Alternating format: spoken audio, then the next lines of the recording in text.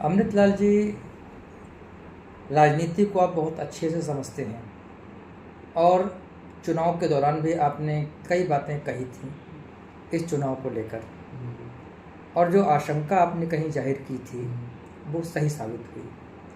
अब चूंकि चुनाव हो चुका है, काउंटिंग हो चुकी है, सारे के सारे रिजल्ट क्लियर हो चुके हैं, तो आज जो एनडीए गठबंधन की स्थिति है उसके लिए किन मुद्दों को आप ज़्यादा जिम्मेदार मानते हैं? एनडीए गवर्नमेंट ने इतना ज़्यादा हिंदुत्व को बढ़ाने का काम किया कि उससे मुस्लिम वर्ग इनसे नाराज हुआ और इन्होंने मुस्लिम को भड़काने में और इतना डराया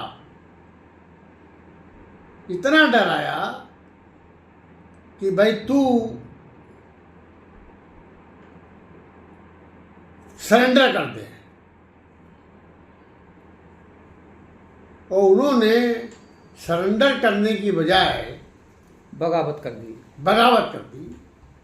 और बगावत का परिणाम ये निकला कि जहाँ जहाँ पे मुसलमान था वहाँ उसने बाई हुक और क्रोक बीजेपी के खिलाफ काम किया।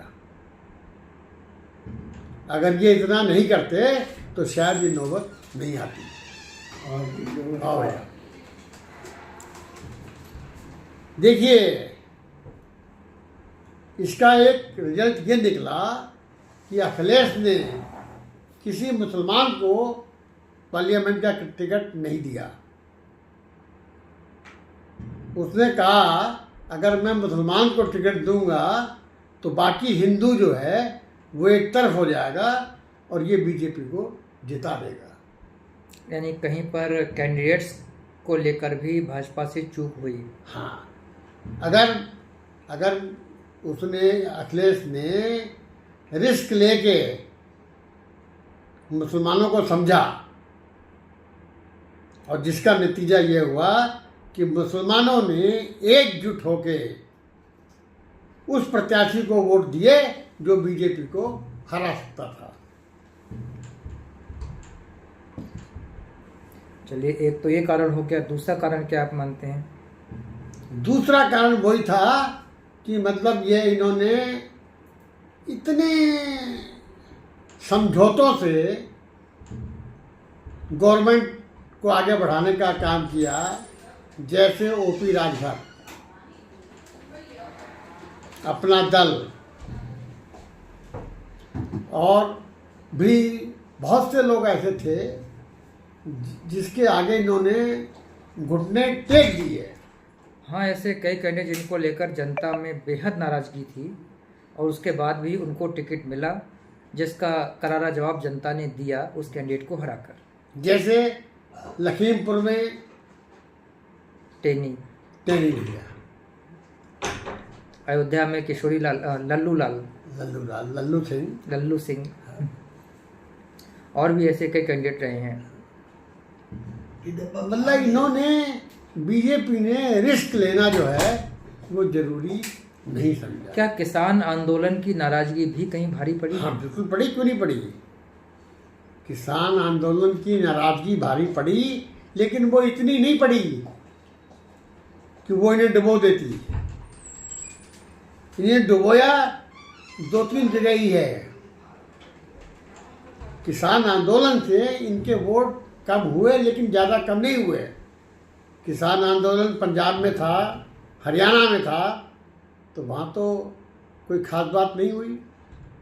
लेकिन जहाँ मुसलमानों ने इनके साथ विद्रोह किया है वहाँ खास बात हुई। लेकिन यूपी जैसे स्टेट में नंबर 1 30-40 सीटें कम हो जाना, वेस्ट बंगाल में इतना जुल्म होने के बाद भी इन्हें वोट नहीं मिलना,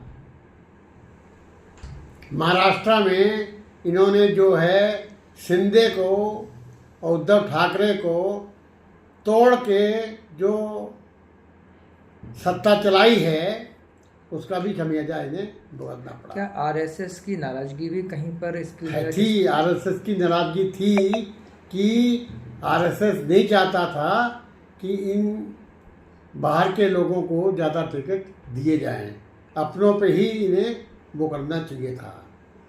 लेकिन इन्होंने तो ना, बाहर का जो भी आया, एमपी आया या एमएलए आया, उसे ये समझा कि ये जीत का ही गारंटी है और उसे टिकट थमा दिया। उसका रिजल्ट ये निकला कि जो ओरिजिनल आरएसएस के या बीजेपी के लोग थे उनमें जो है असुरक्षितता की भावना पैदा हुई। युवाओं की तरफ से एक विषय अक्सर उठाया गया कि हम लोग क्या करें, 10 साल से कोई बड़ी भर्तियां नहीं निकाली गई जबकि इतनी रिक्तियां खाली पड़ी हुई हैं। इसको आप क्या कहें, कैसे नजर से? नहीं, मैं इसे ऐसा नहीं मानता हूँ।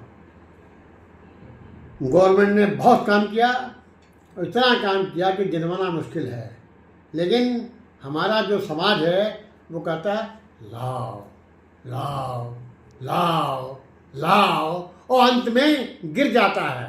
नहीं, काम इच्छा नहीं, इस बात को मानने को युवा इनकार नहीं करता है कि काम बहुत किया है, लेकिन उनका कहना है कि जिस तरीके से अखिलेश और मायावती के शासनकाल में बड़ी संख्या में भर्तियां हजारों निकाली गई थी, उस टाइप की भर्तियां नहीं निकालने से काफी। मैं इस चीज को नहीं मानता ना। आप मुझे बताइए,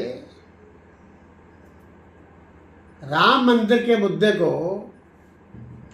करोड़ों आदमी वहां जाके पूज आया, लेकिन वोट देने नहीं गया। फिर आप और क्या उम्मीद करते हैं?